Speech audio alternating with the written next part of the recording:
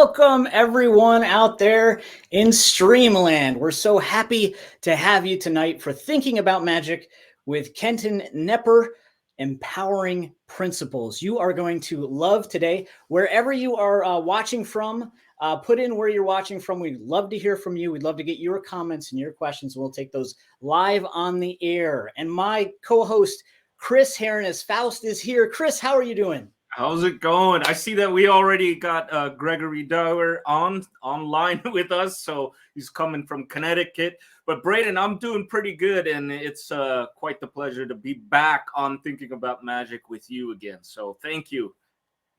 Awesome. We are all about quality, not quantity, and we have an amazing guest tonight. And I will say that if you're tuning in for the first time, you can check out all of our past episodes on thinkingaboutmagic.com. We have some of the greatest thinkers, philosophers, and teachers in magic and mentalism interviewed on Thinking About Magic, where we discuss so many different topics that are near and dear to everyone's heart. If you're a magician, or you're a mentalist, or if you're somewhere in the middle.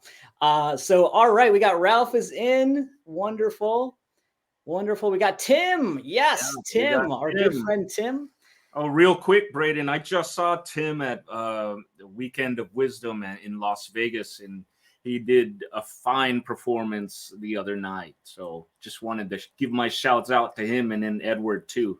Ed, all right. And so how was that? Just give viewers a little bit of a brief synopsis of your Weekend of Wisdom visit there at the Mystery School. Yeah, it's for those people out there who don't know what that is. Jeff McBride holds a yearly kind of get together with different philosophers of magic, and we sit around the campfire, so to speak, and talk about the philosophy of magic, much like what we're doing today.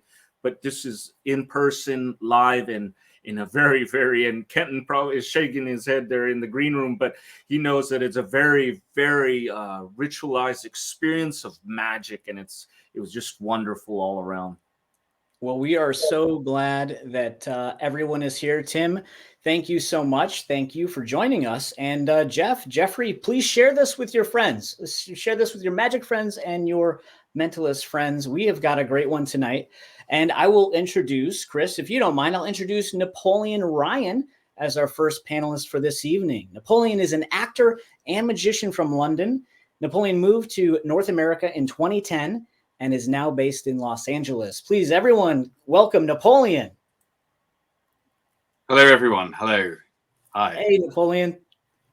All right. Our featured guest panelist here tonight has authored over 50 groundbreaking books, including his latest work, Kenton Principles, which is here. If you don't have this, you need to get this. I'm 63 pages in. That's normally would be 50% of a book, but it's actually only 8% of Kenton Principles is 63 because there's so many pages, over 780 pages, and of just amazing wisdom and encouragement. I mean, when you read this, you not only get the insights from Kenton's years of experience, but you also get the encouragement of a master. And there's not many books that when you read them, you feel that. And you do feel that with this book. So Kenton is known as the Godfather of Mentalism. Bob Cassidy had this to say about his work. Kenton's work has been almost single-handedly responsible for much of the new mentalism of today. Paraphrasing Peter Turner, he said, "I go back to Kenton's principles time and time again." Kenton's work is now considered the very foundation of modern magic and mentalism. With his principles of dual reality, off by one, polarity principle, outs on purpose, indirect influence, silent influence, hypnosis and magic tricks, real subliminal suggestion and performance, and we shouldn't leave out wonder words, the principle of association, and so much more. In short, Kenton's work has drastically changed magic and mentalism forever, for the better. Many of the top magicians and mentalists you see performing throughout the world today have been trained by him. Kenton gained his superpowers by being a magician, a mentalist, a musician, a mesmerist, and best-selling author for the last 50 years. Please, thinking about magic, welcome to the stage, Kenton Knepper. Hey, everyone. Great to be with you. Thank you so Wonderful much to be for here. joining us, Kenton. I know you're busy, and we so appreciate your wisdom. So let's dive in. Yes. The first question is kind of a doozy, but we'll direct it to you, Kenton. How can we make our mystery performance resonate deeper with our audiences? Yes, this is very important. Well, I think one of the first steps is for us to recognize that we probably got into magic because we like the tricks. They're fun. They're cool. They're neat, and it's great to be able to do tricks for people because we get attention and we get social approval. For some of us, we were a little geeky, and it was a little hard for us to socially interact. And magic was a great way to get people to respond to us. But that's really just what happens when we start, and we don't want to just stay stuck there. It's kind of like being stuck in kindergarten and never going to the first grade. So first of all, let me say there's a lot of misunderstanding about what I'm going to say. So let me be clear. It's fine to do just tricks. Tricks are great. Tricks are entertaining. That's wonderful. But what I suggest the next step is to connect to people, to use your magic as a way to actually connect with people, to get rapport, to learn about people. You know, what's more fascinating to most people psychologically, we know this from studies, what's more fascinating to people other than tricks really is other people. We want to know about other people. That's why plays and movies and things have characters, so that we understand, we think about other people, and that's interesting to us. So make your trick about something. And it doesn't have to be complicated or difficult. You know, for example, we went through this whole pandemic and, you know, it caused a lot of isolation. And so I could say, look, you know, we were all doing all these things together, and this little disease virus something comes along and it's just made our life horrible, and we're all stuck in our own little cubicles, right? We're all stuck in our places. That can't last. It keeps us away from each other, and we have to find a place within ourselves where we come back to life, to be with more and more people. If we don't do that, then that virus is won. So we can say anything we're experiencing and do almost any trick. And the principle of association will combine that together into saying something apparently meaningful, whether we understand the meaning or not. One of the ways I like to prove that is when I'm out with friends, I'll say, they'll be talking about politics or whatever, and I'll say to somebody, give me a 50 or give me 100. And they'll finally give me money, and I'll take it and I'll make it disappear and say, well, that's all I'm going to say about politics. What does that mean? Well, it means whatever it means to the audience, right? Every person hearing that has their own interpretation of what that means. So the first thing is to say that tricks are wonderful and they're the first step. The next step is, let's make tricks about something that maybe my audience can relate to, even if my audience is just a friend. You know, it could be like, hey, we like to go out to pizza, right? But sometimes the traffic's hard and it's hard to get around. And, you know, I've been thinking about that here. Like, I have 5 cards, you hold those 5, I'll have these 5s. I was thinking if we take a different route, maybe, you know, it'd be easier. You know, we'd make some of the traffic disappear. If we went down another street and get rid of more of the traffic, pretty soon we'd only have a couple cars and we'd be already there at the pizza place. Open your hand and count how many cards you have now. And now he has the cards that I made disappear. But anything, it doesn't, we make this so complicated, and it doesn't have to be complicated. And so just associate what matters to you in the moment with whatever trick you want to do. It's pretty simple. And I will say you gave a great example of how to do that in terms of just, you know, you talk about in your book this concept of indirection. And when you mentioned the example that we've all experienced where we've been isolated for a period of time, and this can happen now for many reasons, doesn't have to be to do with anything related to COVID or anything like that. But you talk about how acknowledging those things and what is the spirit of that. Like it's the lack of connection, like you talked about in your opening. So now it's about interconnection. And so now you have a whole nother aspect to kind of go down. And, can you talk a little bit more about, from a trick to where you're focused on this trick, but now you want to go into focusing on the audience and their experience? Because I think, one of the most important things we can do is really connect with other people.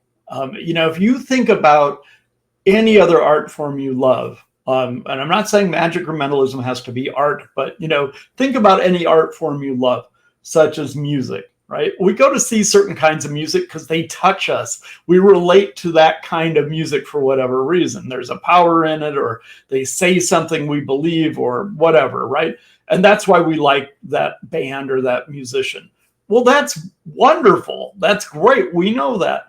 Magic and mentalism has taken a long time to get that through their heads, most of us. And any other art form pretty much is that. We look at a Picasso painting and we go, okay, well, that has a certain feel to it.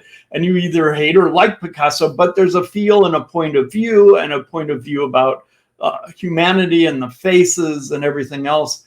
And that's his perspective. And as an audience member, you go, oh, gee, do we have two different sides of us? Let me look in the mirror. Is my one side of my face different from the other? Oh, it is. I didn't know that before Picasso. There are things that relate to us when we see other art forms. That should be true with magic and mentalism. So I'll tell you an easy way I started, and I didn't mean to be a mentalist. I was a close-up guy. I was doing card tricks, and I needed to connect with people. So I would peek, or I would force a card. And I would say, I see. Okay, I know what the card is. They don't know I know.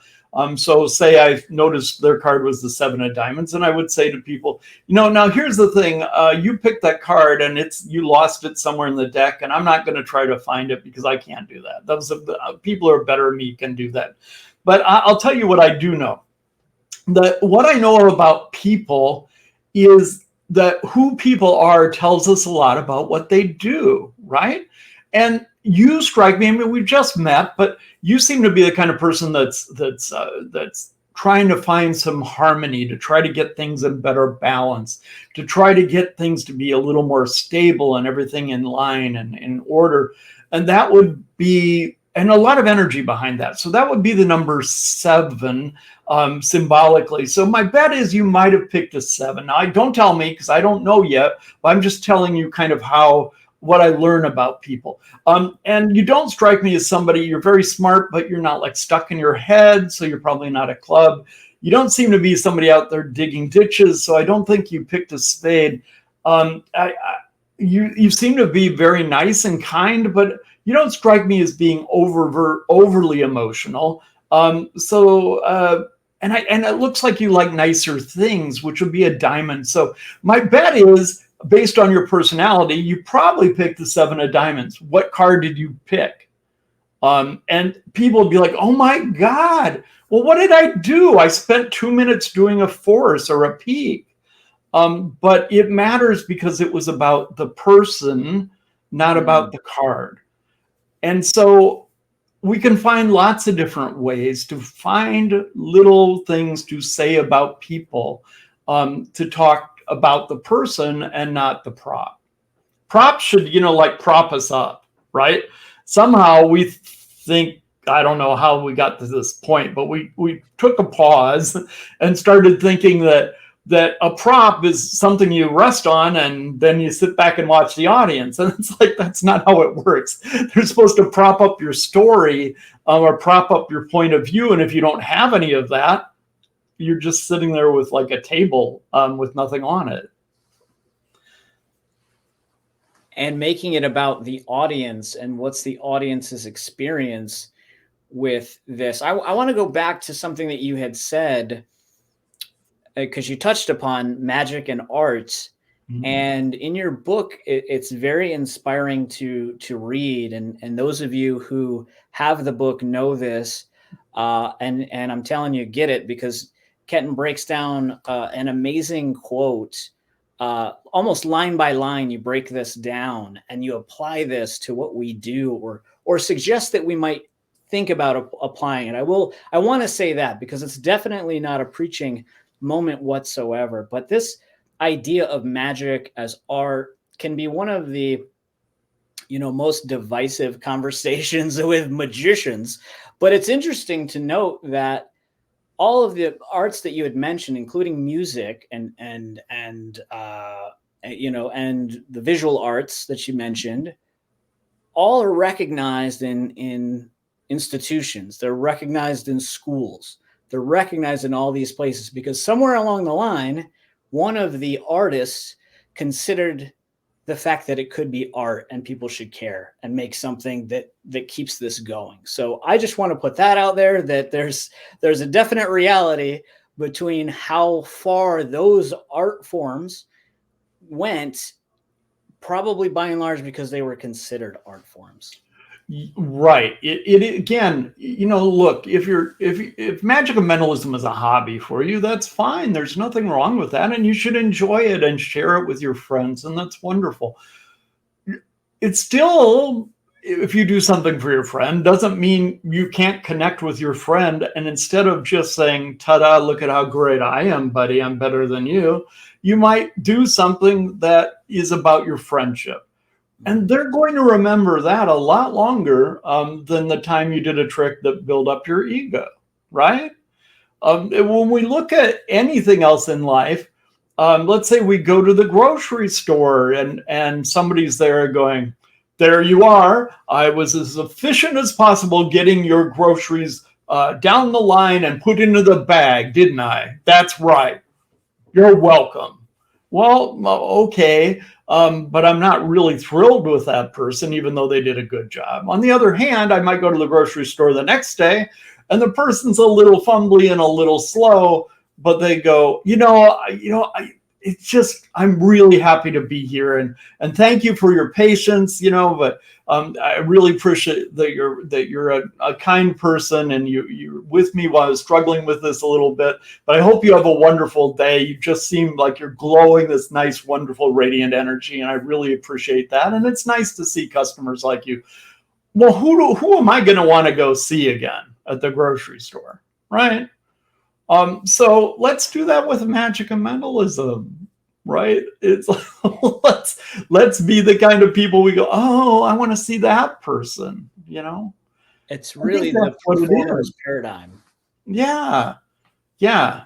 And the more we can relate to people, the more we connect to people, the more we're willing to connect to people, the more they connect to us. It's really a mirror. It's a network. One Marie would say, it's building the spider web and pulling the strings. We want to make these connections so they last. One of my favorite musical artists right now is somebody who has decided that while she's playing stadiums, she's still going to go into the middle of the stadium and walk among the crowd. And she literally started laying her hands the last tour ago, not the current one. She started laying her hands on people and people would be like, boom, and fall over. And she'd start whipping her hair at people. And she'll sing lines from songs and point them directly at people, like doing readings. And it's so powerful. It's just phenomenal. But she's doing these things with an intention behind them to really connect with people, not just sing at them. And that's, wow, that's real power. And we have that ability too, if we'll do it. Well said. And speaking of connection, we'll go to Chris, who will connect with the audience who's watching for a minute. And then we'll go to Napoleon, who I'm sure has some thoughts or some questions at this point as well. Well, thank you, Braden. So I got an old friend. I'm covering up pretty much the screen here, but that's okay. But here is a comment from Jonas, and he says, I carry an imp bottle in my pocket every day because of your ideas in impish thoughts. The imp bottle, perhaps one of the most trivial props in the back of our dusty drawers. I carry this everywhere because your approach is not about the bottle, but about the person you're connecting with. Pure magic. And then here we got is Riverberry. He says, great point, Kenton. I agree with you, River. Thank you. And Christopher Stonewick, who is a regular on this show. So what does the trick say about me? What does the trick say about life? And I think Rob Zabrecki said that. Kenton and Rob are telling us a similar lesson. And that's all I got, Braden. Great point. Yeah, I will tell you a quick story since that quote of Rob's came up. Rob and I were sitting in our dear friend Simone Marin's house one morning having coffee and, breakfast. And Rob said, I don't do readings or anything like that. He goes, show me something, Kenton. Just do a reading so I get, a sense of what you do. So I took the salt and the pepper and the fork and the knife and the spoon that were there and did equivocate on Rob Zabrecki. And he didn't know it. I was doing equivocate either until the end because it was about a reading. And, all this is detailed in Kenton Principles, but it was just doing a reading for the things that were getting eliminated and stuff. And after that, Rob went, got it. I mean, easy, done. It's simple. So really, I think we make some of these things too hard on ourselves and scare ourselves. And once you do it, you realize, oh, this is easy. It's a lot more fun. I'd rather do this. The choice was in fact theirs, not yours. And you acknowledge that it was their choice rather than you taking their choice. Napoleon, reactions. Yeah, so I just wanted to go back a little bit and talk a little about making our performances more resonant. The thing is, I think most people are on some level emotionally repressed for whatever reason. And one of the reasons that we go to a church or a theater or the cinema or any of these places to see a show or congregate on the street to watch a performer is we want to be with other people and experience something together and be part of the emotional charge that occurs in those experiences. And I think to try and maybe make our performances more mysterious, more resonant, apart from making it about the audience and not about our particular skills and demonstrations of our skills, I think other things we can do to emphasize that is to sort of speak less and say more. So obviously we might have a particular message that we want to promote. We might choose not to speak anything and do our performance silently, which again makes something very mysterious. People like Teller, before he worked with Penn, he found that he got more attention from being silent when he did his magic act. And I think, other things we could do as well is, raise the emotional energy of the audience. How are we using our magic? Are we doing it to create some kind of catharsis? We talked about this in previous episodes, but what are we trying to achieve with the audience? Are we telling them a story? Is the story, something that we're actually an experience we're talking about that happened to us? Or is it a story that we're talking about from the wider culture? Or are we the story, this experience that we're having with the audience? We're going to chop a woman in half, say, and the audience is going to experience that. Maybe somebody's going to come out from the audience and be that volunteer. That's a story too. And on many emotional levels, obviously, that creates intrigue, interest, a mystery about what's going to happen and what role the audience is going to be in that. And I think the last thing is struggle. I think too often, we come across perhaps as jugglers. No disrespect to jugglers, but I think we come across as jugglers. And so the easier it seems that we can accomplish our impossible feats, perhaps the less worth they have for the audience. Whereas if they're difficult and we struggle and maybe we fail and maybe we need their help, or maybe things don't go in a linear way, there's a sort of an obstacle that we have to overcome, I think it has more resonance for the audience because, our lives are full of struggle. And so sometimes when we watch a story or we go to experience something, to see that kind of part of our life that's reflected back to us by the performer on stage, it brings more empathy to the performer, but it sort of connects to that deeper mystery in life that we're all on this journey. We don't know how it will end. And we're all trying to overcome these different things in our lives. So I think, these are some things that maybe would make our mystery performances more resonant for an audience. Right. So to your point, I will give you a very simple example, a very old trick of mine, and I will say the same thing several times over. Life can seem kind of flat. Maybe things are going great, but then we get a little bent out of shape. And then we're not sure which way to go. We start getting wrinkles. You know, things change, don't they?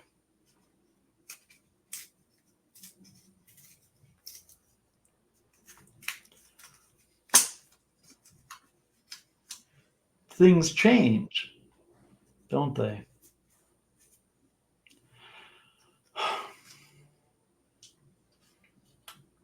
Things change, don't they?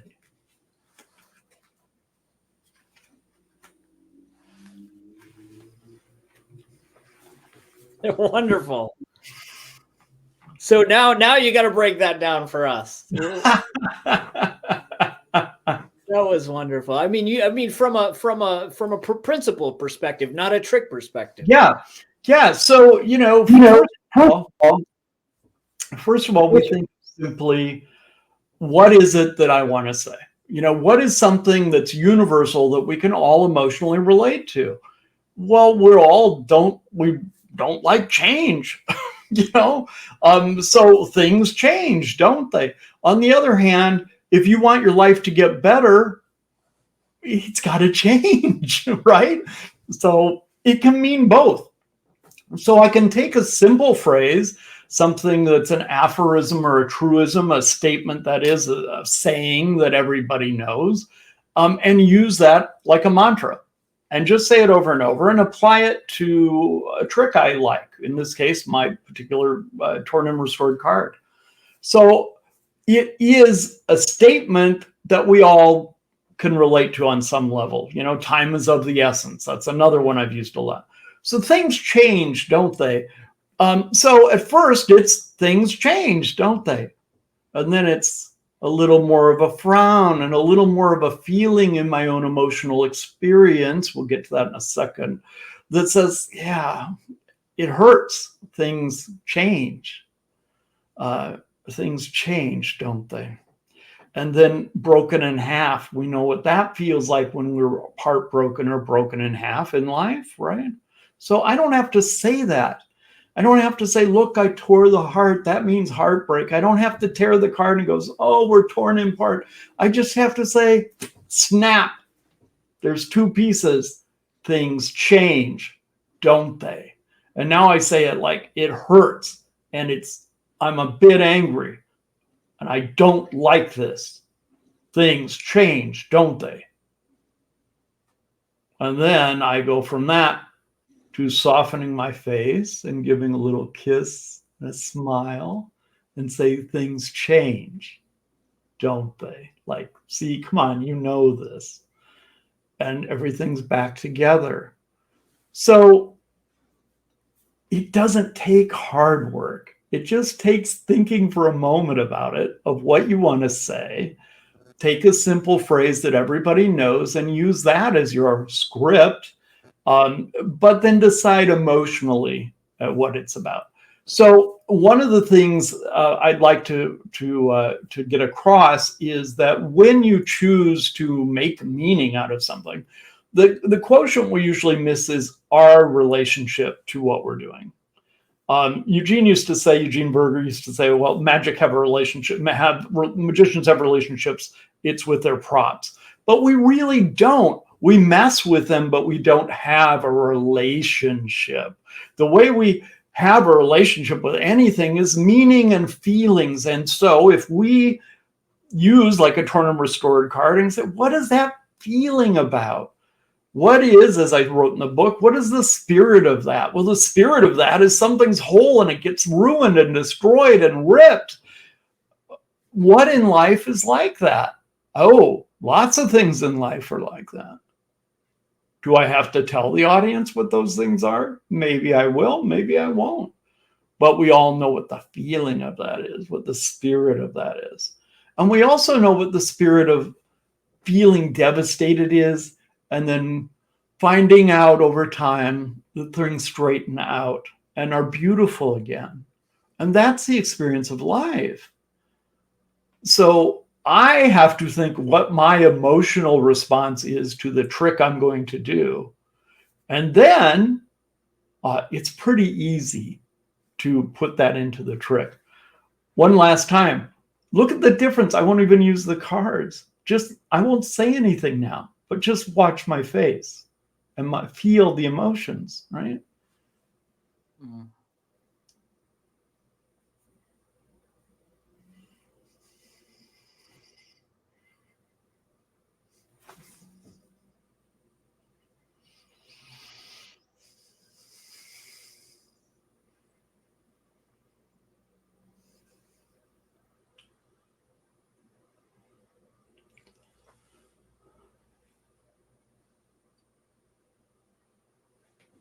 That's because I know what the emotions are to the effect that I want to communicate.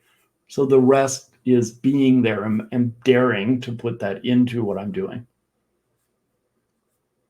Wow. And so, what a great segue, if you will, into one of the topics that I know many people are asking about. And I got phone calls leading up to this show. They were asking, what is this about? And they want to know. So I don't know how much you can tell.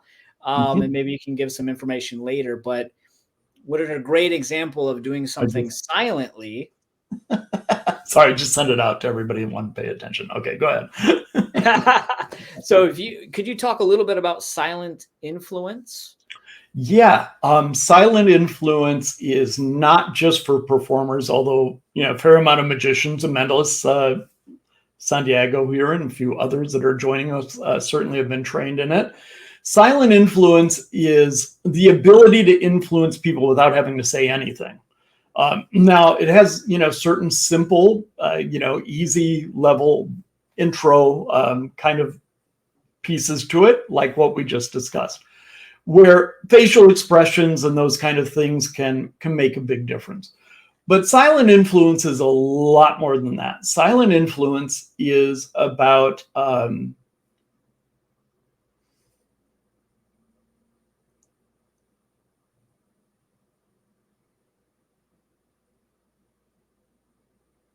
yeah, you know that in your heart. So all I have to do is tap those places in you, and you will feel a very real connection to me.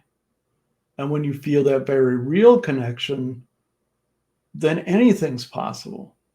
So if I want somebody from the audience to do something, all I have to do is communicate silently to someone at such a deep level that they feel it deeply. I have long-term relationships with people over decades now that happened simply because I did this. They were in the middle of a big audience, and I looked out in the crowd and looked at them, and I caught their eye and went,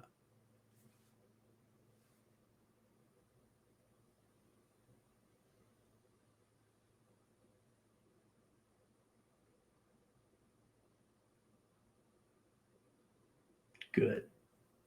And that was it. And we've been fast friends ever since. It's a little different on Zoom, but these are techniques that are very, very powerful. They go back to very old roots. They go back to the very depths of our psychology, the depths past our subconscious. They are the things that people feel and are moved by on a daily basis. And only the people who have a whole lot of power and money seem to know anything about them. And most of those people, for darn good reasons, aren't going to tell you. I have had a lot of years of training and a lot of practice using these things. And it took two of my students to really work hard on me over a couple of years to get me to finally give in to say I would teach it. But to teach it is something that not everybody can get in. Very few people actually get in. We interview everybody one-on-one who's interested. So if you're interested, drop me an email. And the email is simply mentorme at mail.com. Drop me an email there. In the subject, put silent influence, all in all caps.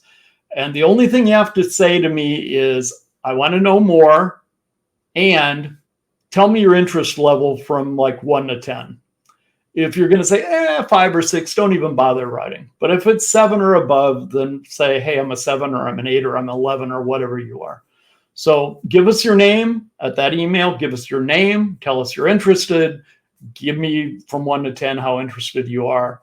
And my assistant, Adrian, will get back to you, give you some more information. And if you seem to still be interested and you qualify, then we will get together and do a one-on-one interview with you to see if it's a good fit.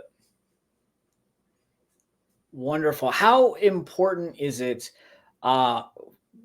for our mystery performance? So we have magicians and mentalists, and like I said, everywhere in between. How important is influence in their performance? Is this a skill that that they could benefit from tomorrow if they practiced? Obviously, it takes a lot of control and intention. Right. But yeah, talk a little bit about how it could impact their mystery performance. Sure. Well, I'll give you a very simple example. I remember this one year when we were at the Olive at Wonderground, and back at that time we used the big stage, and then we used the back room for the more intimate, intense kind of experience. And Eugene and I were in the back room to perform, and we are squished literally against the wall, and the place is packed. And we're watching some other performers, and it was one of those nights. Everybody was drunk. They were belligerent. It was just really difficult. And my particular routine relied on somebody being very friendly and following what I wanted them to do. And, Eugene looked at me like, oh my goodness, good luck.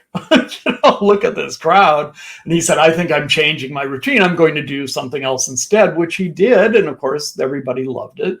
And then I was on, and I picked this person, and they went afterwards, everybody, you picked the only person in the room that was really nice and friendly. They did exactly what you wanted to do. You're so lucky. And I said, it wasn't luck. It's influence. And I knew exactly who to pick and why. And I knew how to communicate to them without saying anything so that they would work with me. So it was 2 parts, but it was all about what I know from Secret Influence. So it's really important. I mean, we have to deal with people, even if you're doing a silent act, you have to deal with people, response, people in the audience, making noise or throwing stuff or whatever, because I've done all these things, mind you, or close up, right? Whether or not, somebody picks up a card when you don't want them to, or does something else, you have to be able to control all those things. So that's very important. And then on a much deeper level, you want people to feel what you want them to feel. And to me, that's one of the things I excel in, that I use silent influence all the time so that people are so with me that they feel so deeply what I'm feeling that I don't have to say a lot. They just know it.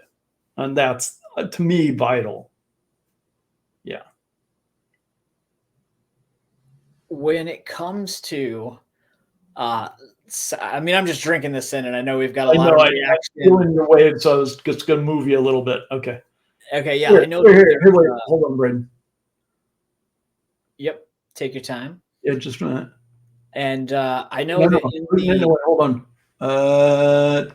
Okay, good. Go there. There you go. Oh, okay.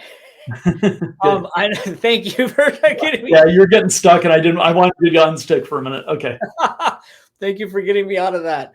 Man, when it comes to Kenton principles, now there is some examples of this work in some of the bonus videos that accompany the book. So not only do you get 780 pages of principles, you get these other videos that were filmed in various places, including Magic and Meaning. And you can see some of this in action, that exactly what Kenton just outlined a moment ago about building that rapport. It's outlined in some of these videos. So I definitely encourage you guys to check that out.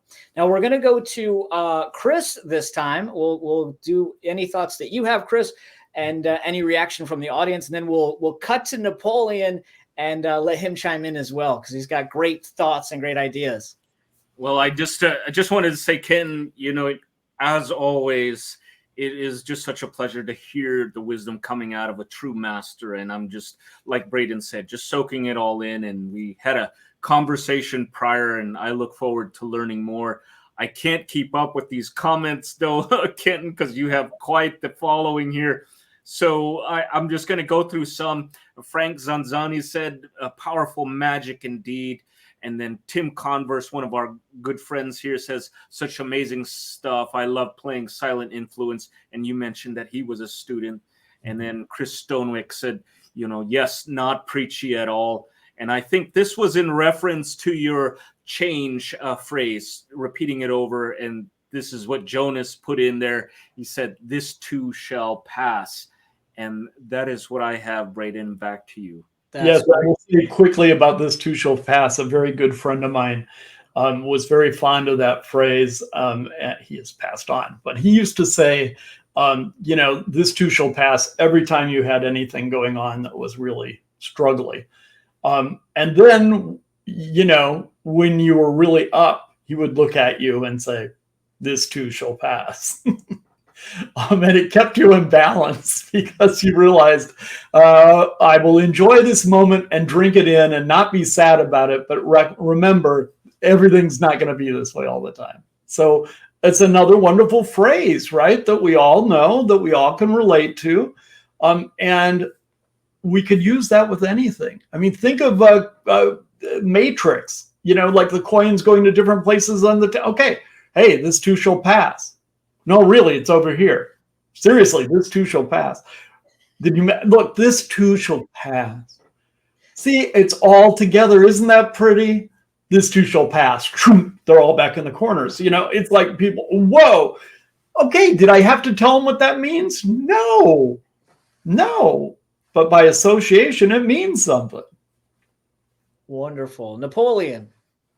Yeah, it's very interesting. I mean, you're giving meaning. You're taking a phrase in that particular instance, and because you're exploring all the different ways you can say it.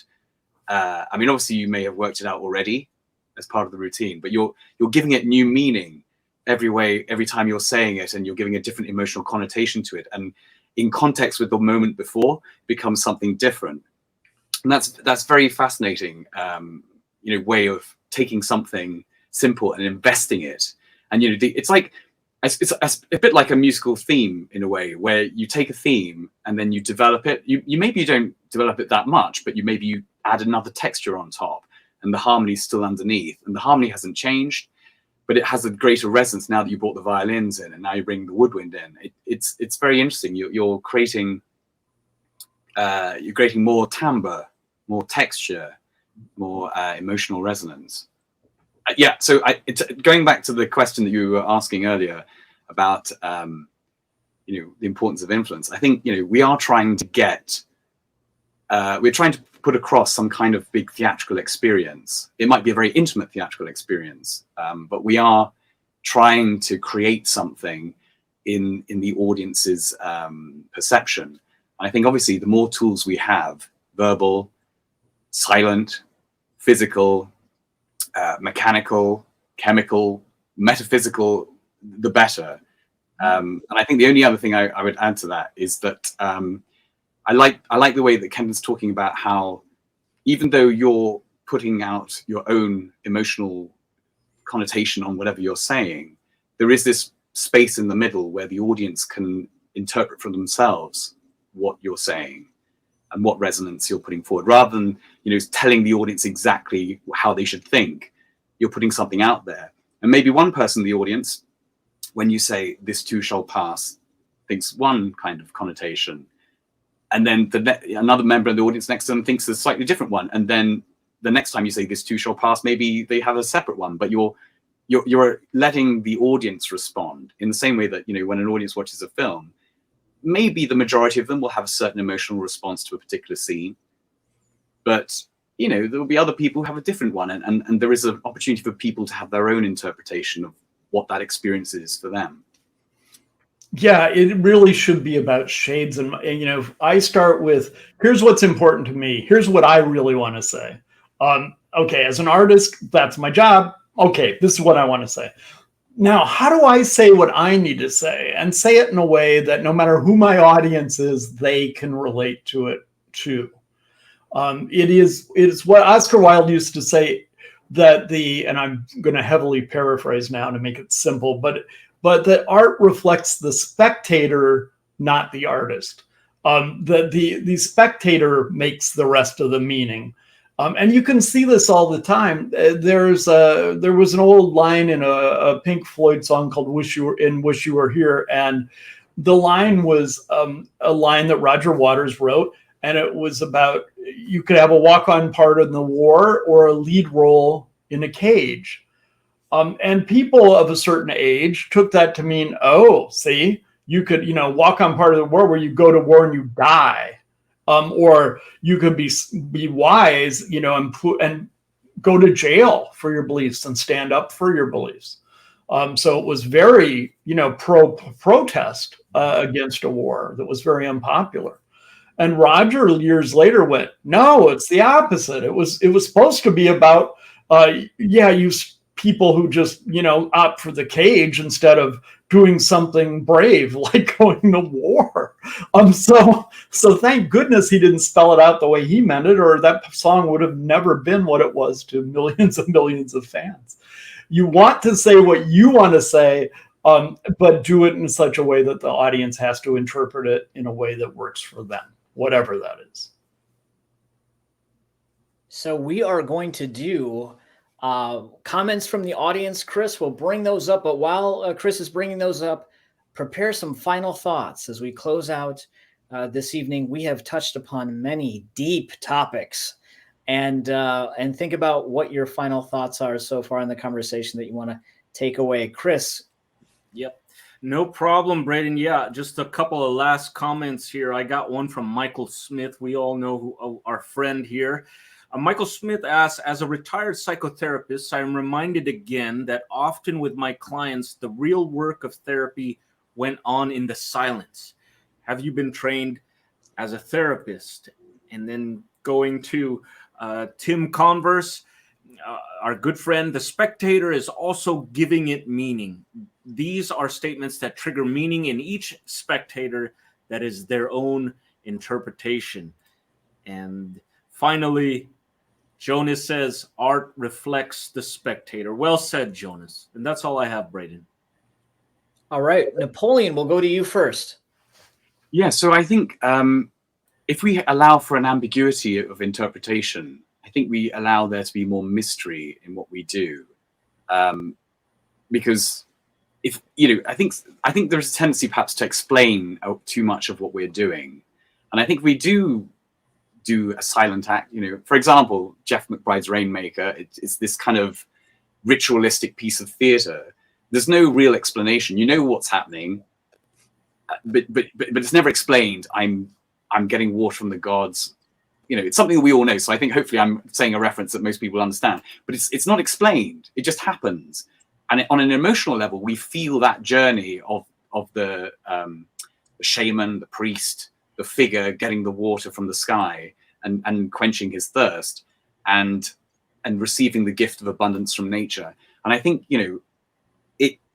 we're allowing people to make their own interpretation of what that is. I mean, I've probably given like 2 or 3 little things there, but other people will have their own feeling about what that means. And with that little dance of ambiguity and not explaining why we're doing things all the time, I think that allows our performances to be more mysterious, not explaining what makes our magic work, not explaining, oh, it's because of this ghost, or it's because of this ley line, or it's because of this thing, or I've got this magic wand, it's from an old sorcerer. I think that sometimes can elevate our performances and also perhaps elevate us in terms of being conduits of this cosmic energy. Yes, to that point, one of the things I often tell students is, we call in my school, we call it, you're a mystery performer, not you're a magician or a mentalist. If you're a mystery performer, that means you're a performer of mystery. But what is mystery? Well, if you define it, that's not it. The Tao spoken about is not the true Tao. The mystery you can explain is not the mystery. The mystery is something greater, something else. So you have to allow space for that mystery without defining it. The minute you say, when I'm reading body language, or that's NLP, then that's all it is. There's no mystery there. We are the same with sleight of hand. So it's far better on a mystery performer level if we can leave little spaces that are undefined from time to time, so that the mystery has a place in our mystery performance. I think that's really important. Wow, what a final thought. Chris, how about you? Well, it's always a pleasure. As a silent performer, I mean, Kenton has gotten me intrigued about what he was doing, and just enhancing my own knowledge of how nonverbal communication can really connect with people. And what can I say? I have so much to learn, especially from the master himself, Kenton. Kenton, thank you so much for sharing your knowledge with us tonight. My pleasure. It's wonderful to be with you always. Great to see you, my friend. Yes. Wonderful. And if you want to continue the learning with Kenton and go into deeper exploration of silent influence, and as Kenton had talked about, he's not talking about things within the last century. He's talking about the deeper roots of where these principles, where these processes, where these natural occurring phenomena occur. Deep, you could almost say archetypal. He's studied that, and that's who you would be learning from. And so I really hope that you do reach out. If you're interested about silent influence, get with Kenton. You're going to learn from the source, and that is so important. My final thought here today is Kenton has given you a path. In the book, he's given you tools. You can think of the principles as tools, and each tool helps you go down the path, so that if you are somebody who wants to make art, who's been doing magic or mentalism or any type of mystery performance for a time, and you have a repertoire, but you are in that tension between entertainment and artistry. And every time you reach for artistry, you get pulled back by the tension of entertainment. I've got a show to sell. We've got to put people in the seats. Are they enjoying this?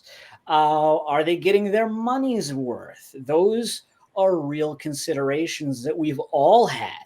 If you're a magician or a mentalist who's done a paid performance, you've had that feeling for sure. But what Ken gives you are principles that you can add in to your working repertoire. And it's not hyperbole. It's not just some generalized statement. I'm going to name off some of these tools that he allows you to use to start to go towards the light of art. One of those is indirection. Another is meaning bombs or meaning seeds. Another is recognizing that everything has a spirit, including your props. And are you using your secret notebook to create a plethora of meaning to your props? That's in the book. You have to read this book. If you're a mystery performer of any kind, you must read this book. So that's my takeaway. My takeaway is we're not done here. We've got a lot to do and a lot to learn. And I'm only 8% through the book. But I want to say thank you so much, Kenton. Thank you, Napoleon. Thank you, Chris, for being here tonight. And thank everyone out there watching. We appreciate you. If you want to watch this replay, it will be up on thinkingaboutmagic.com in the next 24 hours. And he's Kenton Knepper. He's Napoleon Ryan. He's Chris Hernes-Faust. I'm Braden Daniels, and we encourage you all to keep thinking about magic.